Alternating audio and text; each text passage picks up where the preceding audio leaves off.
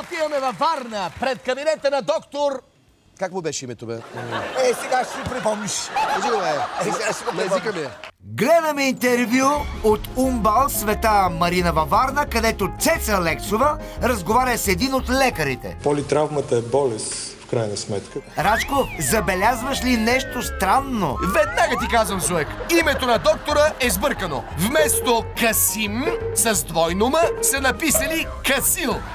Гледайте ги малко повече тия имена, бе, колеги. Още повече, че го пише с големи букви зад него. Почти оцели. Само дето името на доктора е Вилиян Платиканов, който е шеф на КАИЛ или клиника по анестезиология и интензивно лечение. Касим пък е съкратено от катедра по анестезиология, спешна, интензивна и морска медицина. Абе, ти призная, и на мен ми се стори странно това име, ама някой от Нова телевизия доста е издръндил. Празници идват, напрегнал се вече, преуморен е явно. Да, дано въображението на Нова не вдъхнови бъдещи майки и татковци да кръщава децата си с лично име на клиника или фамилия на дял от медицината.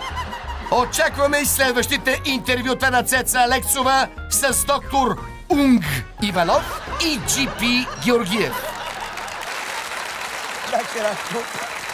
Често се случва да кръстят клиника на доктор. Случва се. Да. Ама доктор кръстен на клиника за пръв път виждам. Не, Зуек, не си прав. Аз познавам една медицинска сестра, казва се медицинска академия.